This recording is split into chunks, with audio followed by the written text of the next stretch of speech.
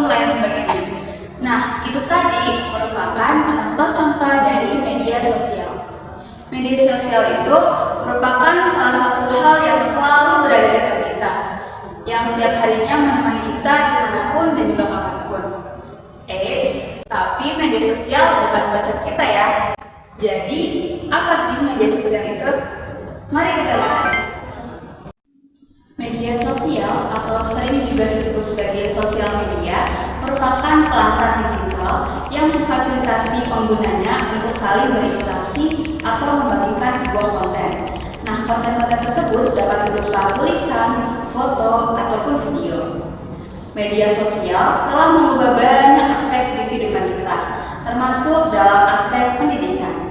Tentunya dalam hal tersebut terdapat peluang, tantangan, dan juga dampaknya bagi kehidupan sehari-hari. Yang pertama ada peluang media sosial dalam hal pendidikan. Yang pertama ada akses yang luas. Dengan jutaan pengguna media sosial di seluruh dunia, kita dapat dengan mudah mengetahui berbagai pengetahuan, ide ataupun informasi ataupun sumber belajar lainnya pada media sosial. Yang kedua, kolaborasi dan keterlibatan. Media sosial memberikan kesempatan kolaborasi yang lebih besar antara siswa dan juga guru. Dalam lingkungan yang terhubung, siswa dapat berinteraksi dengan rekan-rekan mereka ataupun guru-guru mereka dalam hal berbagi pikiran, mengajukan sebuah ide-ide atau pertanyaan, dan memecahkan sebuah masalah. Yang ketiga, pembelajaran berbasis gamifikasi.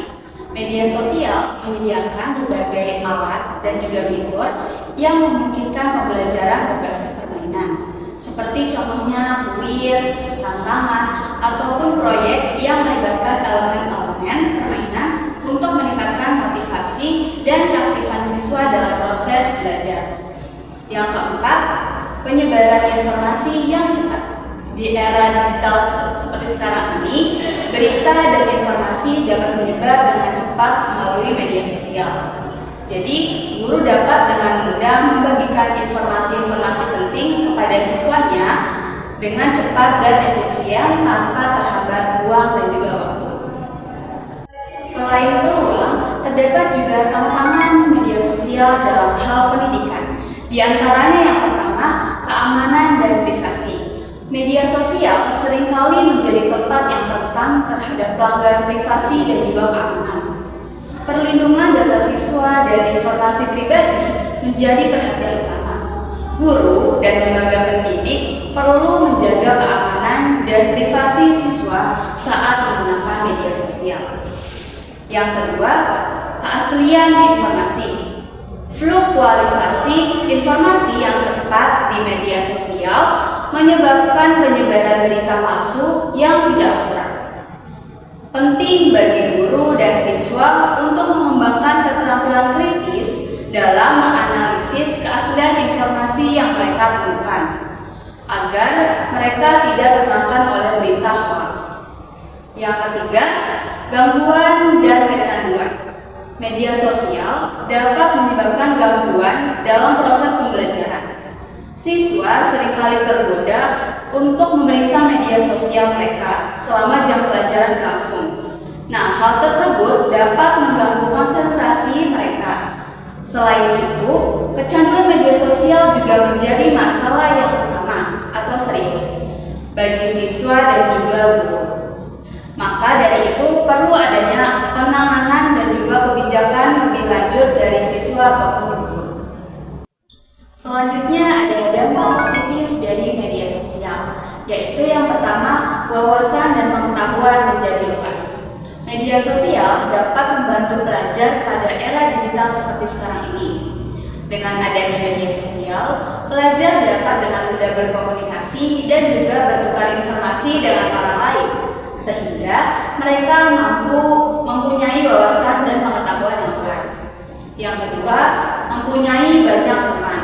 Dengan media sosial, tentu dapat memudahkan pelajar untuk bertemu dengan siapapun yang mereka inginkan tanpa bertemu langsung.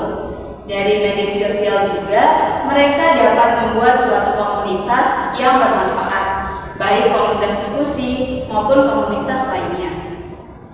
Yang ketiga, dapat informasi yang bermanfaat.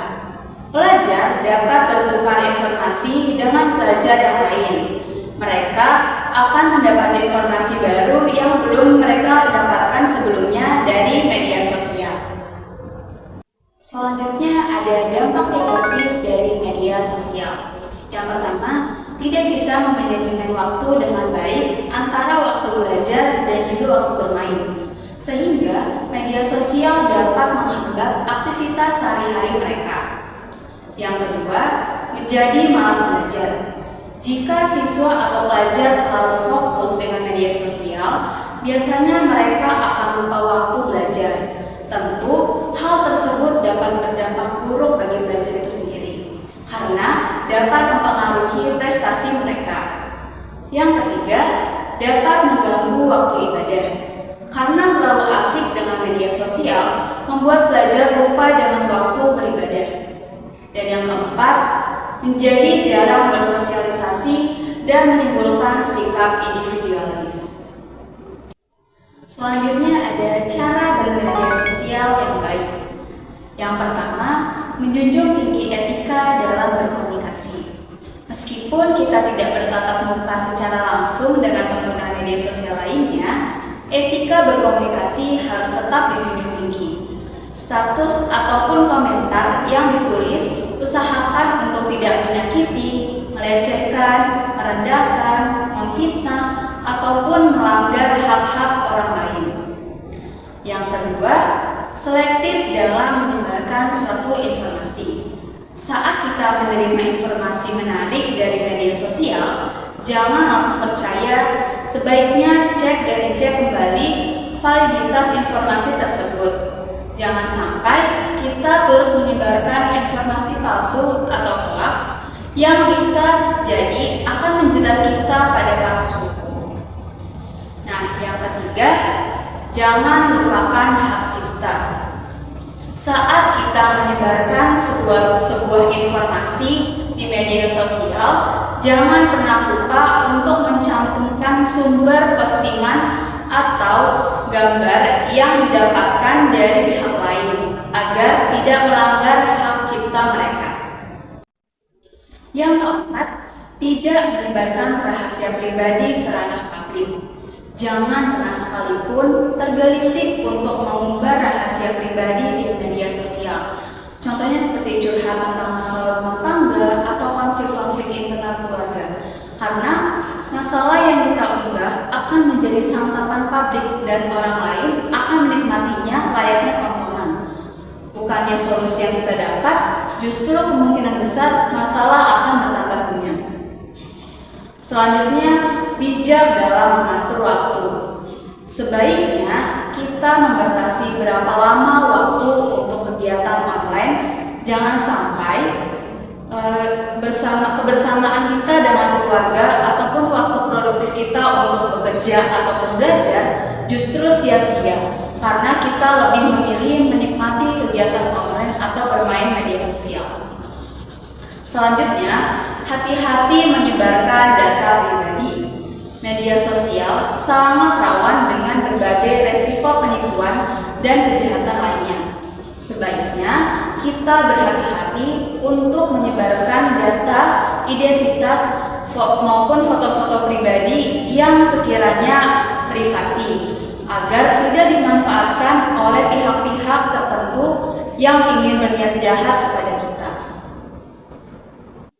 Kesimpulannya, media sosial membawa berbagai tantangan, peluang, dan dampak yang sangat signifikan.